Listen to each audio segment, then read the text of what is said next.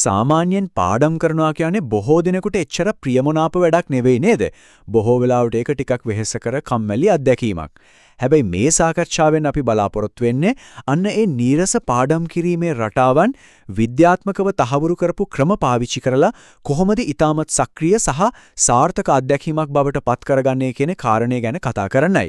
ඇයි අපි පොතක් අතට ගන්නවට වඩා සමාජ මාධ්‍යවල කාලය ගත කරන්න කැමති? මේක ලෝකේ හැමෝටම තියෙන පොදු ගැටලුවක්. මේකට ඇත්තම හේතුව තමයි මහන්සි වෙලා වැඩ කරනවට වඩා ලේසියෙන් සුව පහසුවෙන් ඉන්න අපේ මොළයේ ස්වභාවයෙන්ම කැමති වීම.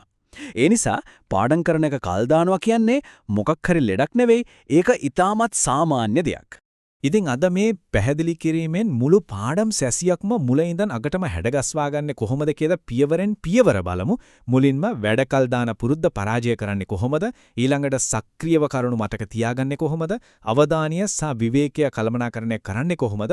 වගේම අවසාන වශයෙන් ශරීරයේ චලනයන් පාවිච්චි කරලා මතක ශක්තිය වැඩි කරගන්නේ කොහොමද කියලා අපි කතා කරනවා. හරි, අපි පළවෙනි කොටසින්ම පටන් ගමු. ඒ තමයි ලොකුම බාධාව වෙන මේ වැඩ කල් දාන පුරුද්ද පරාජය කරන එක. පාඩම් කරන්න මේසට ගියාම විතරක් එකපාරටම කාමරේ ඇස් කරන්න නැත්තම් මුළු තැන්ගේ පිගන් හොදන්න මතක් වෙනව නේද? මේකට මරු විසඳුමක් තියෙනවා. ඒ තමයි විනාඩි 5 නීතිය. ටයිමරයක් තියලා හරියටම විනාඩි 5ක් වෙන මුකුත්ම නොකර පාඩම් කරන්න විතරක් පටන් ගන්න. මේ විනාඩි 5 ඉවර වෙද්දී අර මුලින් තිබ්බ කම්මැලිකම නිකම්ම ගිහින් දිගටම පාඩම් කරගෙන යන්න ඕන කරන ගැම්ම ඉබේම හැදෙනවා. වැඩේ පටන් ගත්තට පස්සේ හරියට ප්ලෑන් කරන එක වැදගත්. සති 6කට විතර කලින් ඉඳන් ලොකු ටයිම් ටේබල් හදන එක ඇත්තටම එච්චර සාර්ථක නැහැ. ඒ වෙනුවට ආපසු හැරී බැලීමේ පුනරීක්ෂණ කියන ක්‍රමේ පාවිච්චි කරන්න පුළුවන්.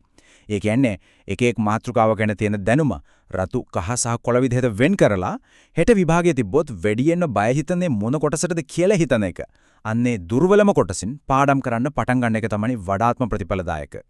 දැන් අපි යමු දෙවනි කොටසට. ඒ තමයි සක්‍රියව කරුණු මතක තියාගන්නේ කොහොමද කියන එක. ගොඩක් දෙනෙක් අහුවෙන ලොකුම උගලක් තමයි Taman ලියපු නෝට්ස් දිහා බලාගෙන නැවත නැවත කියවන එක. මේකට අපි කියන්නේ මොලේ කැරෝකේ ක්‍රමය කියලා. පොතේ තියෙන දේ දකිද්දි මට මේ ඔක්කොම මතකයි කියලා බොරු විශ්වාසයක් අපිට එනවා. හැබැයි විද්‍යාත්මකව ඔප්පු කරපු හොඳම ක්‍රමය තමයි පොත වහලා මතකයෙන් ඒ දේවල් ලියන එක.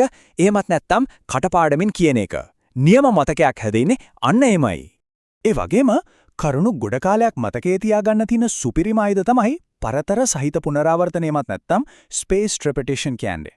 විභාගයට කලින් දවසේ කලබලෙන් ඔක්කොම පාඩම් කරනවට වඩා නිශ්චිත කාලපරතරයන් යටතේ එකම පාඩම නැවත නැවත බලන එකෙන් ඒ කරුණ මොලේ හොඳකම තැන්පත් වෙනවා. මේක ඊටාම විශ්වාසදායක ක්‍රමයක්. මේකත් මොරු ක්‍රමයක්. Taman ඉගෙනගත්ත දේවල් තම කෙනෙක්ට කියලා දෙන එක. යාළුවෙක්ට, ගෙදර කෙනෙක්ට, එහෙමත් නැත්නම් ගෙදර ඉන්න සුරතල් බල්ලට හරි කමක් නැහැ. විනාඩි 5ක් විතර මේ කරුණ පැහැදිලි කරලා දෙන්න පුරුවන්. එහෙමත් බැරි නම් තමන්ගේම ෆෝන් එකට වොයිස් රෙකෝඩ් එකක් කරන්න. නිකම්ම නෝට් එකක් කියවනවට වඩා මේ ක්‍රමෙන් මතකයේ ගබඩා වෙන ස්නායු පරිපත සුපිරියටම වැඩ කරන්න පටන් ගන්නවා. ඊළඟට අපි තුන්වන කොටසට හැරෙමු. කොහොමද අපේ අවධානය සහ විවේක ගන්න වෙලාව හරියට කළමනාකරණය කරගන්නේ? දෙකටම ගැඹුරින් පාඩම් කරගෙන යද්දී මොලේ ශක්තිය ඉතුරු කරගන්න එක අත්‍යවශ්‍යයි. ඒකට පාවිච්චි කරන්න පුළුවන් ප්‍රායෝගික ට්‍රික්ස් ටිකක් මෙන්න. තත්පර 30ක් එකම ඉලක්කයක් දිහා බලාගෙන ඉන්න. ඒකෙන් මනස ඉක්මනින්ම එකලස් වෙනවා. ඒ වගේම ගැඹුරු හුස්ම 10ක් 15ක් ගන්න එක, මිනිත්තුඩ බීට් 60ක විතර සංගීතයක් අහන එක සහ ෆෝන් එක සම්පූර්ණයෙන්ම වෙන කාමරයකින් තියෙන එක ගොඩක් සාර්ථකයි. අර විනාඩි 25ක් පාඩම් කරලා විනාඩි 5ක් රෙස්ට් කරන පොමෝඩෝරෝ ක්‍රමයක් පාවිච්චි කරන්න පුළුවන්. විවේකයක් ගත ගමන් ආයෙත් සමාජ මාධ්‍ය පැත්තේ ගියොත් වෙන්නේ මොලේ ශක්තිය තවත් අපතේ යන එකයි. ඒ වෙනුවට එළියට ගිහින් ගහකොළ දිහා නැත්තම් මොකක් හරි කොළපාට දෙයක් දිහා බලන්න. මේකෙන් මොලේ ආයෙත් රිෆ්‍රෙෂ්ලා ඊළඟ කොටසට ලොකු චිත්‍රයක් විදිහට අවධානය දෙන්න සූදානම් වෙනවා. දැන් අපි එන්නේ අද සාකච්ඡාවේ අවසාන කොටසට. ඒ තමයි චලනයන් සහ මතක තබා ගැනීමේ විශේෂ උපක්‍රම. අපි ඉගෙන ගන්න දේවල් මතක තියාගන්න අපේ ශරීරය කොහොමද උදව් කරන්නේ? මේකට කියන්නේ රංග දැක්වීමේ බලපෑම කියලා. අද්දකෙන් විවිධ හැඩතල හදලා පෙන්වන එක, ජල චක්‍රය වගේ දෙයක් ඇඟෙන් රංගපාලා පෙන්වන එක, නැත්නම් කාමරේ ඇවිදින ගමන් සද්ද නගලා පාඩම් කරන එක වගේ දේවල් වලින් මොලේ කොටස් ගණනාවක් එකවර ඇක්ටිව් වෙනවා. ඒකෙන් මතකය හිතාගන්න බැරි තරම් ස්ථිර වෙනවා. තවත් වැදගත් රහසක් තමයි කරුණු පාඩම් කරද්දී ඒ වගේ මානසික රූප ටිකක් විහිළු සහබත විදිහට නැත්තම් අමුතු විදිහට මවා ගන්නෙට. නිකමට හිතන්න ෂේක්ස්පියර්ගේ නාට්‍යයක ඉන්න චරිතයක් වීදි පුරා ස්කූටරයක් පදිනවා කියලා. මේ වගේ අමුතු විහිළු දේවල් මොළයට අමතක වෙන්නේ නැහැ. විභාගයක් වෙලාවට මේ තොරතුරු ආපහු මතකයට ගන්න මේක මාර විදිහට උදව් වෙනවා. ඉතින් මේ ඔක්කොගේම සාරාංශය මේකයි. අපි පාඩම් කරන දේවල් වලට අපේ ඉන්ද්‍රියන්, හාස්‍ය, හැඟීම් සහ චලනයන් කොච්චර එකතු කරනවද? අන්න ඒ තරමටම මොළයට ඒ තොරතුරු අල්ලලා තියාගන්න තියෙන අවස්ථා නැත්තම් කුකු ප්‍රමාණය වැඩි වෙනවා.